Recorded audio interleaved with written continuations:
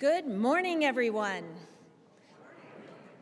I'm Doreen Harris. I'm the President and CEO of the New York State Energy Research and Development Authority, the state's clean energy agency. And I'd like to welcome everyone who traveled near and far to be here in Whitehall for this momentous milestone celebration. I'd like to acknowledge the local elected officials joining us today. Ivra Clary, Supervisor of the Town of Salem, James Griffith, Supervisor of the Town of White Creek, John Rozelle, Supervisor of the Town of Whitehall, Daryl Wilson, Supervisor of the Town of Putnam, Julie Egan, Mayor of the Village of Whitehall, Sam Hall, Chairman of Washington County Board of Supervisors. We are truly appreciative of your leadership in advancing clean energy in your communities, so thank you for being here today.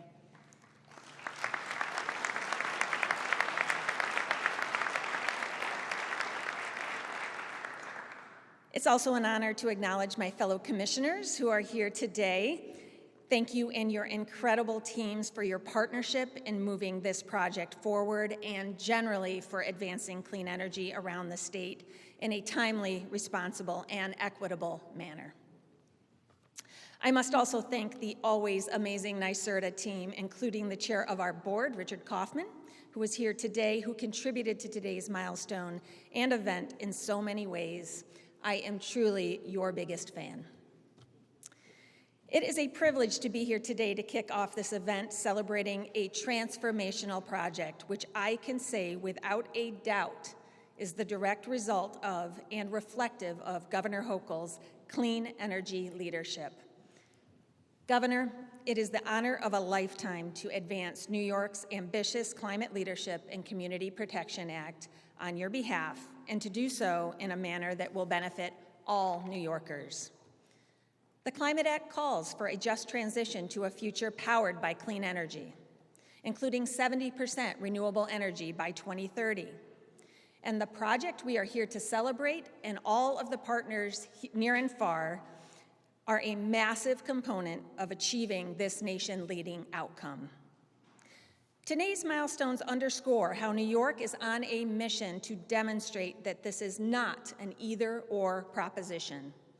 We are demonstrating that it is possible to significantly reduce our state's carbon footprint, to make our communities more resilient to climate change, to improve the health and quality of life for all New Yorkers, to create hundreds of thousands of family-sustaining union jobs for the workforce of today and tomorrow, and to build a green economy right here in New York State. These objectives are simply not mutually exclusive. It's often hard to see history in the making, but I am certain that here in New York, we will look back on 2022 as the year in which we took giant steps forward to both make measurable progress and tackle climate change in a truly comprehensive manner. Each day, through thoughtful planning and collaboration, we in New York are demonstrating for the nation how to tackle some of the toughest challenges head-on. And under Governor Hochul's leadership, New York is not just setting goals, we are achieving them. And we are building this new future through bold actions across our state, leading the way for others to follow. And so, it is my sincere pleasure to introduce the first female and the 57th governor of New York State and our champion for clean energy, Governor Kathy Hochul.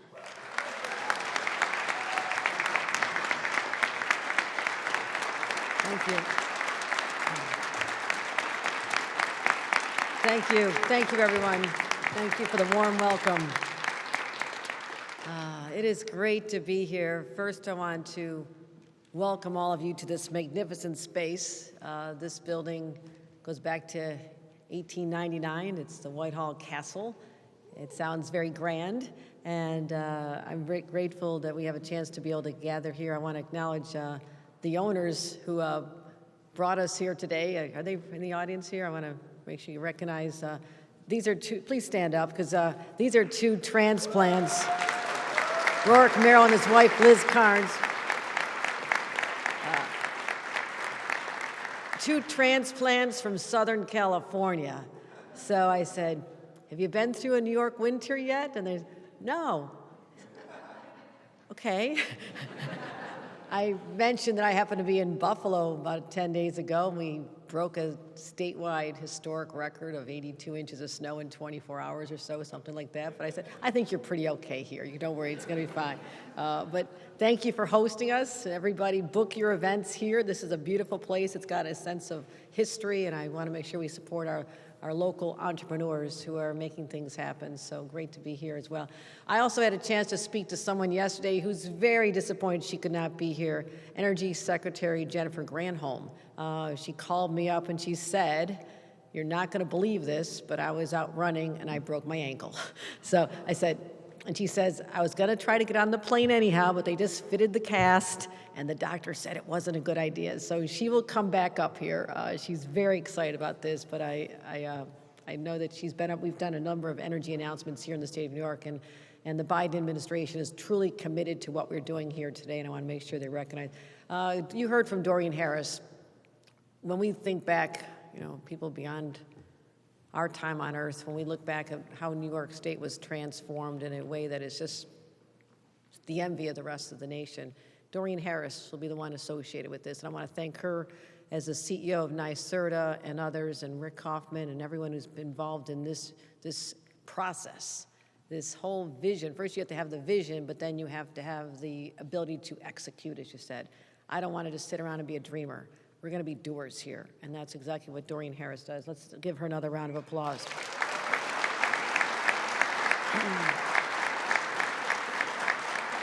We have great elected leaders here as well. I will give a special shout out to all the mayors and supervisors. I spent 14 years as a local government official in the trenches. I know what it's like, and you're working on your budget till 1 a.m., the grocery store happens to be open, you go there and you got constituents who are telling you the way it should be done. So I know how hard you work, and it's often thankless. So to our local officials, but to my partners in state government, we have Senator Dan Steck here. Thank you for continuing to be helping us lead projects like these. Assemblymember Matt Simpson is here. Thank you, Assemblymember. Assemblymember Billy Jones is here. Worked with Billy a long time. Where's Billy? There's Billy in the second row there, along with Kerry Warner. Thank you for being here. Betty Little is here, my dear friend, former senator. We did a lot of projects together. It is great to see you again. Also, we are so honored to have the Grand Chief Skydeer of the Mohawk Council of the Ganawagay. Did I say that properly? Ganawagay. Well, I'm going to get it right. So we're honored to have you here. Your presence reminds us of our responsibility not to the next generation, but to 7 generations. And that is the philosophy we embrace here today as we lean into our energy future. And to all of my outstanding commissioners who are here today, we have Roberta Reardon has joined us, Department of Labor. We have, I see, Marie-Therese Dominguez here from the Department of Transportation is here. I see Basil Sagos is here. I want to thank him. Commissioner Moy, who runs everything that we touch, all of our operations. Commissioner Moy, I want to thank you as well. So we have the dream team in place. We have our plans, we have goals, and I just want to thank also our friends in labor who make everything happen here as well. We have Michael Lyons is here representing all kinds of people, but also Gary LaBarbera, who could not be here today, the head of the New York State Building Trades. We are very proud to have them as well as our friends from Quebec. I'm so grateful, and I know a number couldn't make it. I think one of our ministers couldn't make it down because of plane problems, something I'm familiar with. That's all right. But Martine Hébert, our Quebec Delegate General, we just were gathered in New York City recently, and I want to thank you for your great representation of a place that we cherish as well. We also have Pierre Despart, the Vice President of Hydro-Quebec, and you'll hear about my relationship with this group going way back to 2015. And Don Jessom, the President and CEO of the TDI, Transmission Developers Incorporated, the people who actually made this come to reality. So I'm grateful. Is there anybody here I didn't mention?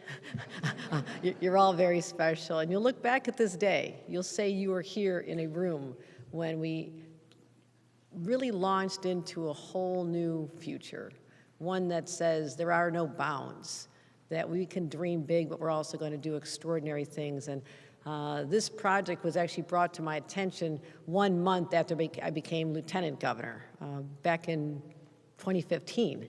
So I've been talking about this. I had a chance to meet with leadership of the Quebec government in Quebec City. I went up there. We talked about this. It was bold. It was audacious. And people said, can we make this happen?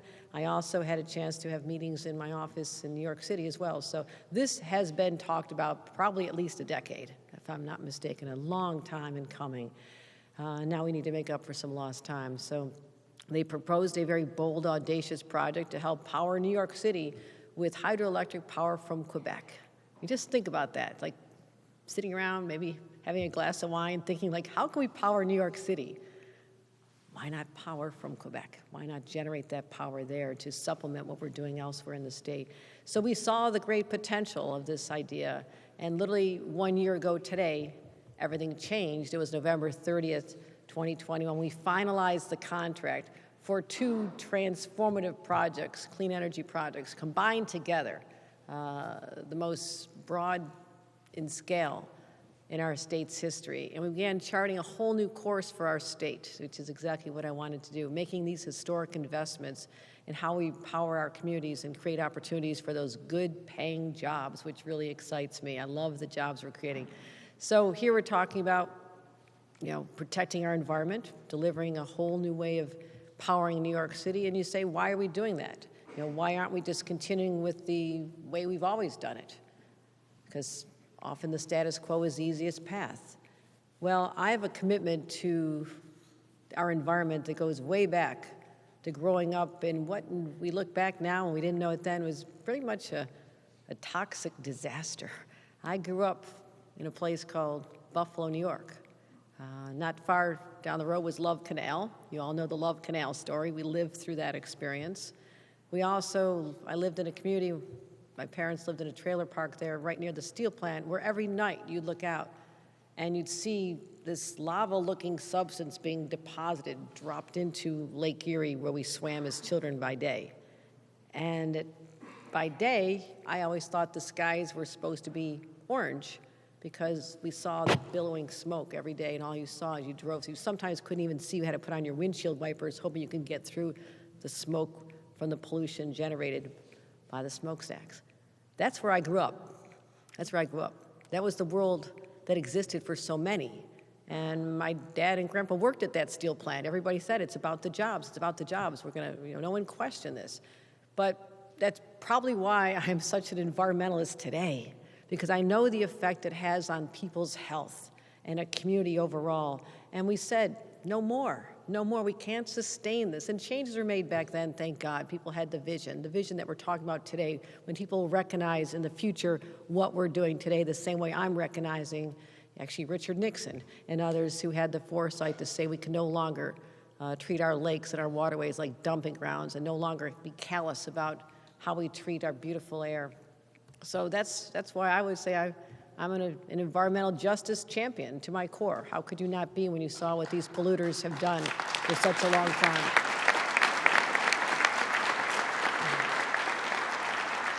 But to make sure that no other children grow up in that kind of environment, we have to take the bold steps today to right the wrongs of the past and make sure that they never occur again. Because if you live in a community with dirty water, dirty air, you develop asthma or heart disease as a result of your environment. And I still think there's a lot of people in Buffalo who have long-term effects from this. Literally, I think about it now, we used to have Catholic, we grew up having fish fries on Friday during Lent. But those fish came out of Lake Erie. It's amazing we're still alive. I digress, but so you grow up in these environments, you realize, and if your home now today is vulnerable to extreme weather events. Hurricanes. We observed the 10th anniversary, it's not a positive one, but the 10th anniversary of Hurricane Sandy that slammed Long Island, hit the mid-Hudson, the flooding that went on all the way up to the North Country with other tropical storms. And then as governor for literally a matter of days, I got slammed with not our first, but our second hurricane just last year. So extreme weather, not just people's health, but the extreme weather events that are the result of climate change and mankind's assault, sorry to the men, but it does say mankind's assault on Mother Nature. And that is what has been happening a long time. So in a lot of communities had to bear disproportionate impacts. And this is what we also say was environmental injustice, because there were no champions for people, particularly in Black and brown communities, that were the ones who were forced to accept this. So as I've said before, we're really the first generation to feel the effects of climate change, but we're the last one that can do anything about it. You speak about the 7 generations. I act with a sense of urgency just even for the next generation. How are we going to leave this place better for them? And I'm proud to say here in New York State, we understand this. And when it comes to the fight against climate change, we've committed to nation-leading practices in every single way. And you heard it from Doreen, 70% of our electricity will come from renewables by 2030, 70%. And we used to talk about 2030 as if it was like off into the future. That's right around the corner. I'm still going to be alive then, I expect. So we're not talking about goals of 2070 or the 2090. It's not. It's right around the corner. 85% emission reductions by 2050. These are ambitious, but they're doable. They're doable when you take the steps like we're doing here today to start charting a different path. And that's exactly what this infrastructure we're talking about here today is all about. It's part of this larger puzzle. And in fact, you think about upstate, I lived for up until last year in downtown Buffalo.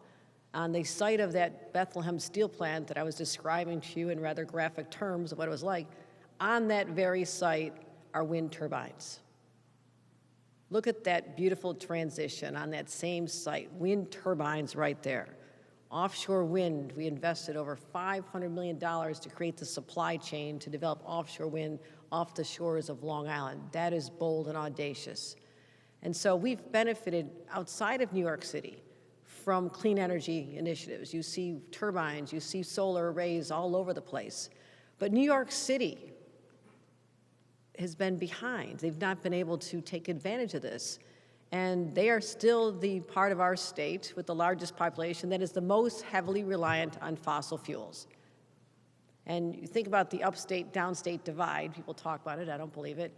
But today's announcement demonstrates that there is a symbiotic relationship between upstate and downstate. And here we are in a place, town of Whitehall, population 2,485. It's cute. It's a nice community. It's a great community, and it punches above its weight. It has great attractions. But they'll bring power, what we're doing here today in this tiny community and many others like it, to a city of 8 million. That is the connection. That is the connection that I see and I embrace, because I want people to feel that their destiny is interconnected with people in other parts of the state. That's how we get to this dream of really believing we are one New York. Projects like these are an important step toward that. So what's also important is it's not just energy generated in our state, it's coming from Quebec, our neighbor to the north. That is the connections I'm talking about. We are not living on an island unto ourselves here in New York State. We'll reach out beyond our boundaries and find ways to create jobs and opportunities, protect our environment, and deliver power to a city that desperately needs it. So that's why we're doing this. And these high voltage cables that you usually see on powers, I don't live far from the Niagara Falls power plant. Everywhere you look up along the thruway, you see the transmission lines. They're not the prettiest lines you'd ever want to see. We're not going to do that here. We're not going to do this to this beautiful part of our state. We're going to bury them underground. You will not see them, and that is also something we should not take for granted. I guarantee it's easier to put them up, but this is how we're going to do it, because we cherish the communities that they'll be going through. This is what I come from as a local official who had to make a lot of tough decisions about what my community is going to look like when people wanted to put cell towers everywhere and all these other. You have to protect the integrity of your community. This project will allow you to do that. This is why it's so important. So this is our opportunity. It's going to make a huge difference in people's lives, the air we breathe, our children's health, as well as creating these great jobs. And so this transition, working in partnership with the Department of Public Service, Doreen Harris and everybody, Advanced Tiered 4. It's the first of its kind program to make sure that this energy really does get there. And this, as we call it, the Champlain Power Express, My team calls it Chippy because it's short, but I'll call it the, I don't know if you like that or not. We'll call it the Champlain Hudson Path. That plus another initiative we agreed to at the same time. You know, people were saying, you have this or you do a project with wind and solar in the Catskill region. And we're like, I think we can do both at the same time. I've always been a firm believer you can walk and chew gum at the same time. We can multitask. Women are really good at multitasking, no offense to the men. Let's do them both at the same time. So we're also launching this at the same time we're launching Clean Path New York. This is how you make not an incremental difference, but a profound difference. And when we are done with these two projects, we'll have enough clean energy to meet 1/3 of New York City's electric demands. That's extraordinary. One decision, two projects, wrap it up just in a matter of very short time, and all of a sudden, we're making a difference. And I'm proud of our partnership with our friends in Quebec and the energy leaders from TDI and other organizations who bring these visions to us. And so I thank them to help really make this transition so meaningful. So today, the next milestone in our big efforts, we are announcing the construction of a 339-mile Champlain-Hudson Power Express line. It'll bring the clean hydropower from Hydro-Quebec, Canada, directly to New York City. And once complete in 2026, it'll deliver 1,250 megawatts. What does that mean? Let me put it in words you'll understand. 1 million homes will be powered because of what we're doing here. That's extraordinary. And you can click that around as well.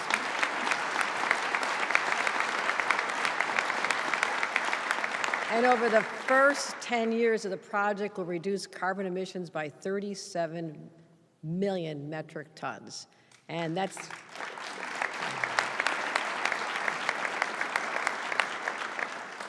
the equivalent of taking 500,000 cars off the roads of New York. And that alone, this project alone, represents 7% of our statewide clean energy goals for 2030. One project hits 7% right there. Unbelievable. So the construction begins right here in Whitehall. Congratulations, Whitehall. You're going to be on the map. It's like when they talk about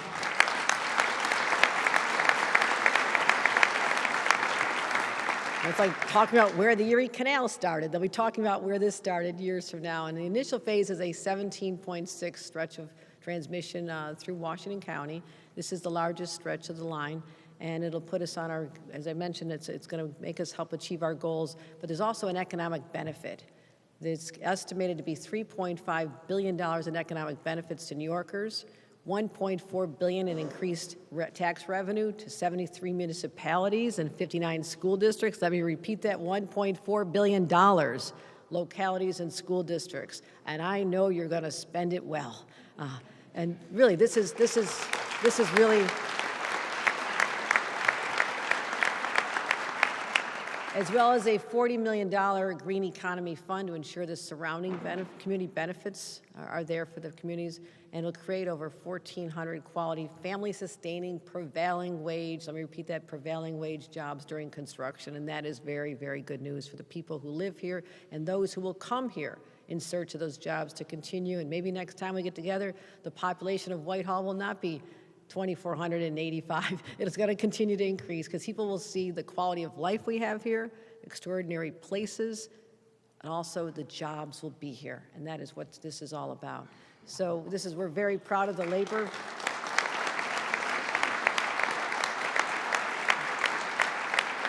I'm proud of the work, and a lot of projects don't always work out where you have this partnership with labor. They have to work together. So Champlain Hudson and its contractors, I commend you working so closely with our union agreements with the New York State Building Trades, and includes skilled tradespeople from over 15 unions across 22 different disciplines. But also the contractors went beyond. They also pledged to employ MWBEs and service-disabled veteran-owned businesses whenever possible, which is important to me personally, and making sure that disadvantaged communities have participation throughout the project. So all New Yorkers, from up here all the way to the city, can benefit from this and make sure that we are meeting their needs as well. That's how we get people into the good-paying jobs. We get the training done, you open the door, the jobs are here, and allow people to lift their families up. And I'll just make an observation. This report came out yesterday, the day before, about the breathtaking number of jobs that are being created in the green energy space. We've talked about this for a long time. People realize, are we really going to hit those numbers? Is this realistic? New York's green jobs grew almost 5% from 2020 through 2021, almost 5%. And that doesn't even include projects like we're announcing here today. That's over 7,000 jobs in 12 months. I'll take that any day of the week. Having lived in an area when one steel plant shut down, it was 20,000 jobs out the door, and that took a big hit on the community I came from. I'll never forget that. So look at this, 7,000 new jobs created just over, and it's one of the fastest recoveries of any industry after COVID. Others are still languishing, some are still hit. And this is where we started propelling New York State into this post-pandemic world by creating these thousands of good jobs. And also we're also continuing our path toward bold ideas. And I thank everyone in the room who voted for the $4.2 billion Clean Water, Clean Air, Green Jobs Environmental Bond Act. That environmental bond is going to set us on a path of the clean energy revolution. We also, and Basil's here, our largest investment in the Environmental Protection Fund. As I mentioned, our investments in offshore wind. So we'll put the money out there. We'll work with anybody. We'll work with Quebec. We'll work with our neighboring states. We'll work with anybody who wants to work with us and to achieve these bold goals. So here in New York, we don't follow trends, we start trends. And I want the rest of the nation to see what we're doing right here and say, well, that seemed pretty bold, seemed pretty audacious, a little bit out there, but they did it. But they did it. And that is in our legacy, our DNA, in fact, as New Yorkers. We always strive for great things, and yet we always achieve them. And so this Champlain-Hudson line is an example of that, how we confront climate change challenges and energy challenges together. In the meantime, creating great jobs for a cleaner, healthier New York. So I want to thank everybody for participating here today. This is what makes me so proud to be governor of this state. People in the room like this. Because when you leave here today, you'll know in your heart that you're part of something magnificent. A transformation that has been talked about, dreamed about, thought about for years. And it happened right here today in Whitehall. Congratulations to everyone involved. Let's carry on and let you hear from other wonderful speakers. And let me introduce, let me see, I'm supposed to introduce here. Oh, Don Jessom is here. The president and CEO of Transmission Developers is going to be speaking about their vision for this project as well. And I want to congratulate Donald and everybody involved from the company as well.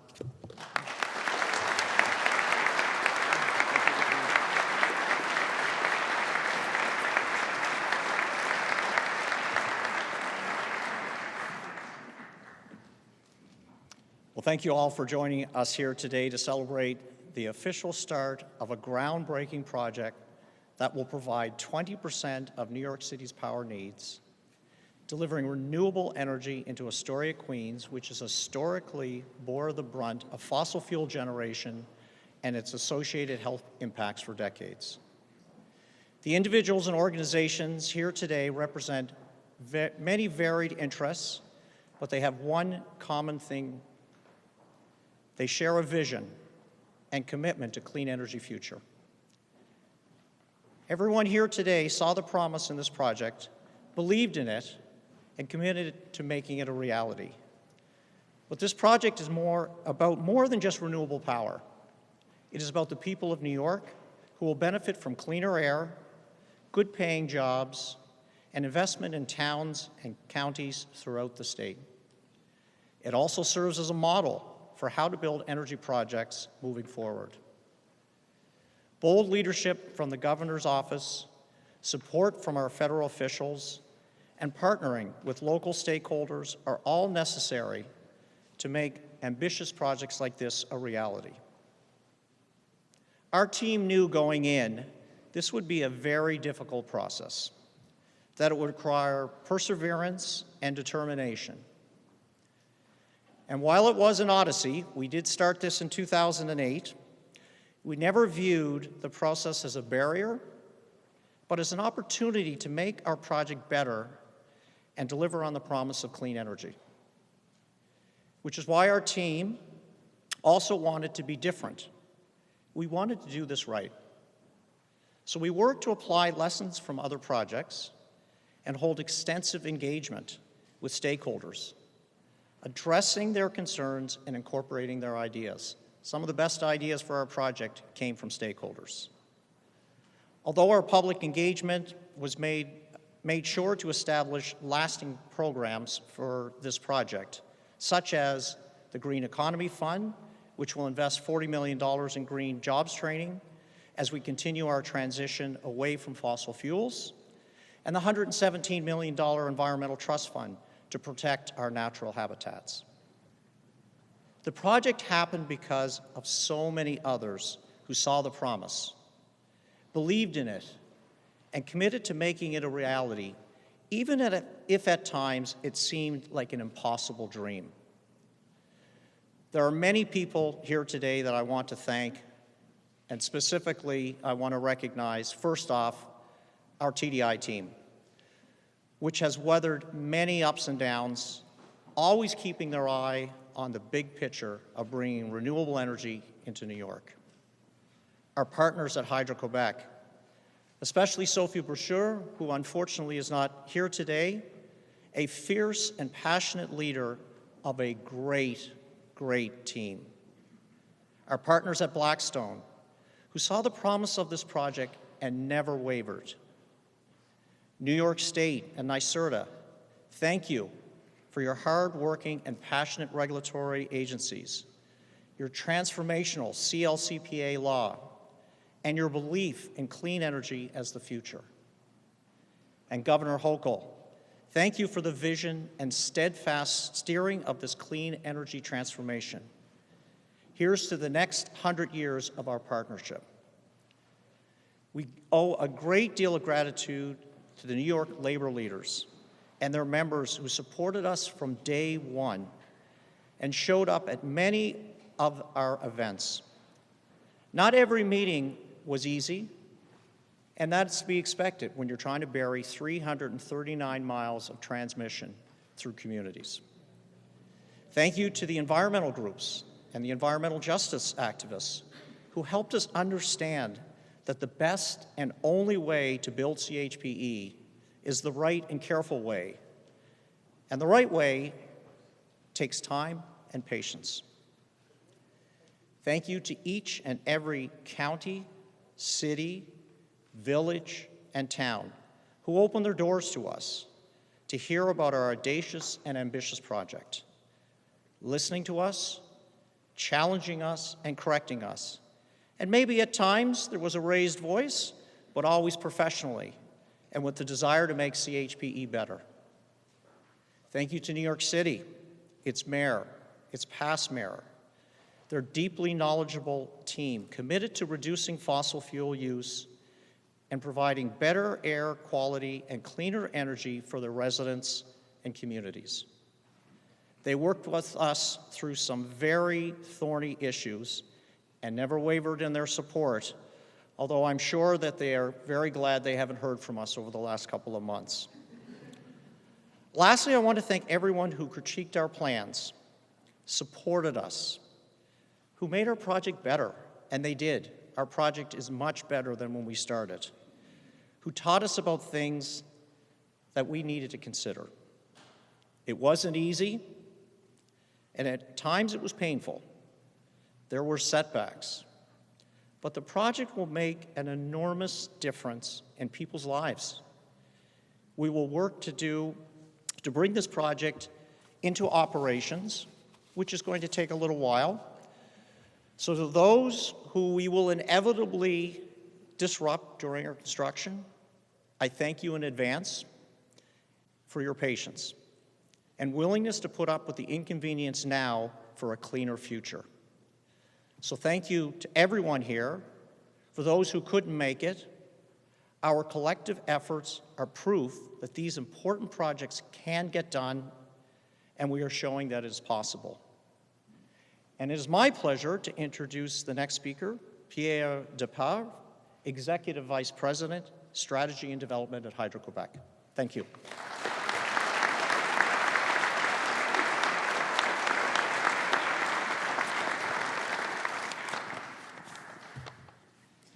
Thank you, John, Governor Hochul, Grand Chief Skydeer, dear friends. Our CEO, Sophie Brochu, wanted to be with us this morning, but COVID struck. So my name is Pierre Despart, as has been mentioned, and I head up Hydro-Quebec Business Development. This is truly an historic day for all of us. We, Sophie and I, joined Hydro-Quebec almost 3 years ago, and our collaboration with New York has been constantly on the top of our mind. But as I look around in the room, I see colleagues, business partners who have been working on this project and waiting for this moment for 15 years. 15 years on a project. You need perseverance and you need to believe in what you're doing. That conviction comes from the strong realization that to fight climate change, to move our economies toward cleaner energy, we need to work together as a region. 15 years of cooperation with our US partner, TDI. We've been working side by side with their dedicated team, many of whom has become friends. And they aren't the only new friends we've made. Through this project, we have created new ways of working with our partners from the First Nation, the Mohawk of Kanawaki. We all have a reason of being proud today. The magnitude of the civil and electrical works to come is simply amazing. This is an incredible symbolism to connect the largest generator of clean energy in North America to the Empire State and linking our clean energy futures for the decades to come. But as we think of this project at Hydro-Quebec, we're especially proud that we're doing things in a way that brings us closer to real people, to their concern. People who currently live close to plants that burn fossil fuels for electricity and who are more at risk to suffer from asthma. This project will improve their air quality. People who want to be part of the clean energy transmission but need training to do so. This project will finance some of that training through our Green Economy Fund, designed to support people in disadvantaged and frontline communities. I'm happy that collectively we've managed to move the needle on these issues and that we're creating positive impact in people's life. Building relationship and becoming a part of the social fabric where we're working, it's important for us at Hydro-Quebec. So I'd like to invite you to join us to celebrate winter and all it means to us during the World University Game in Lake Placid in January. The theme is Save Winter. So very close to our heart as we think about the fights against climate change. Thank you all for being with us on this very important journey. Now it's my pleasure to introduce Mohawk Council of Kanawaki, Grand Chief Skydeer, and a partner in our line in Quebec.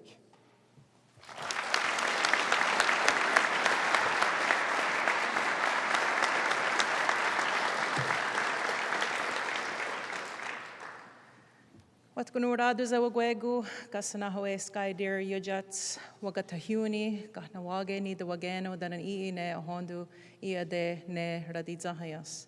Igere gwanekne dokara ni gawanage agawana hetstudzi akirdo nyawako asagwaidizu, agwegu zinahoda de sagwawi ne ganto ziohunzade, dan agwegu sego gunheje ne ganto zinyornet karuyada na gwadi.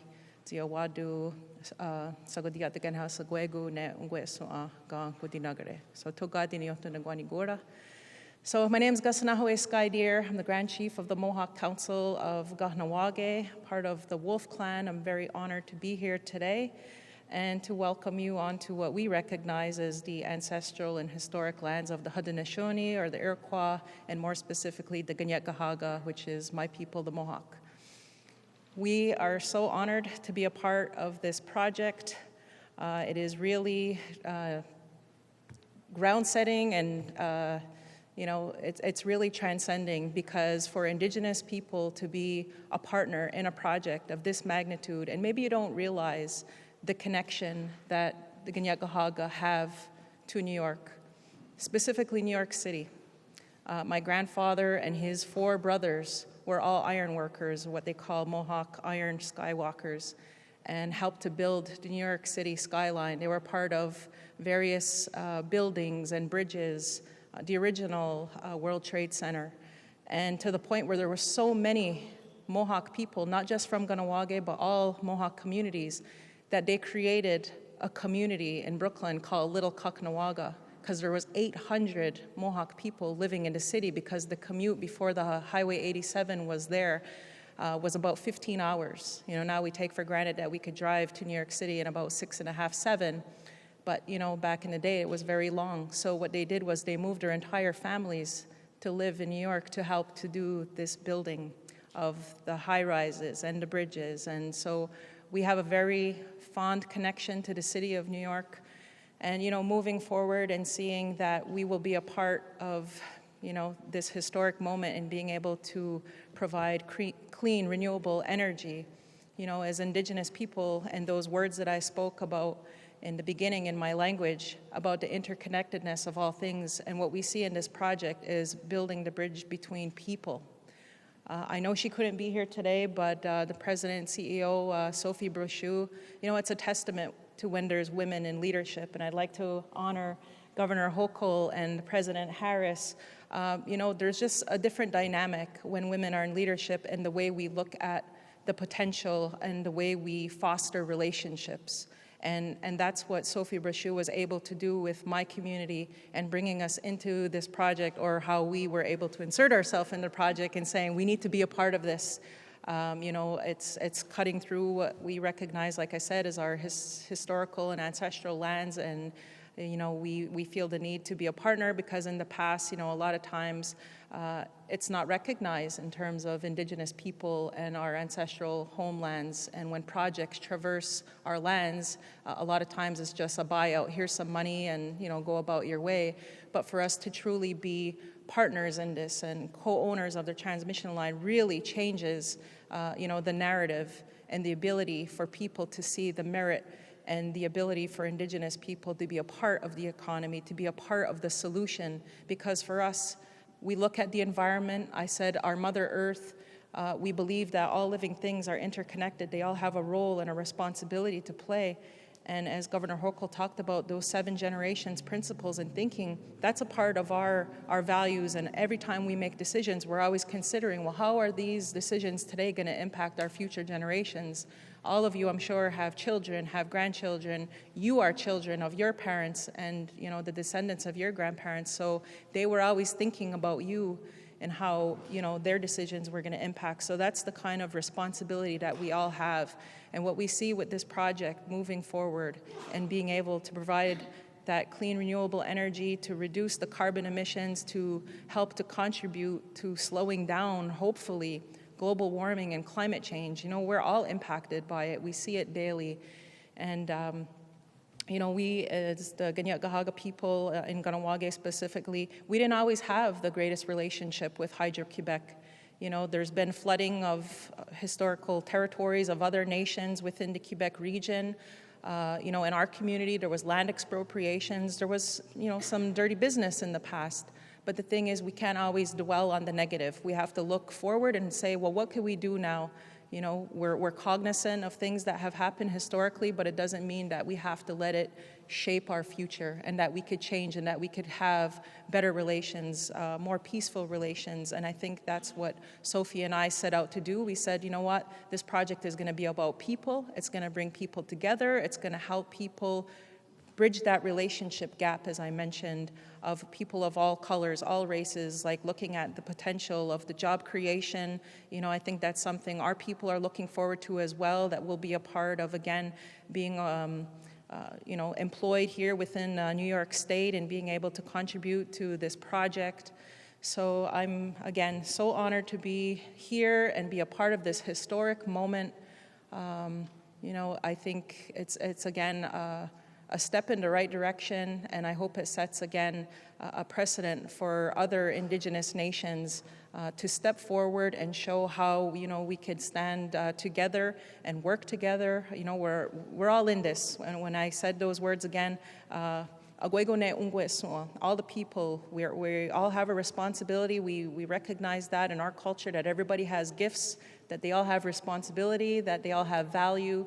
And, I just want to again say thank you to all of you for seeing, the potential of this and bringing all of us together for such a great cause. So with that, I want to say thank you to all of you who are here today to witness again this historic moment. And I'd like to invite Mike Lyons, President of the Greater Capital Region Building Trades Council, to speak next. Nyawakoa for your time.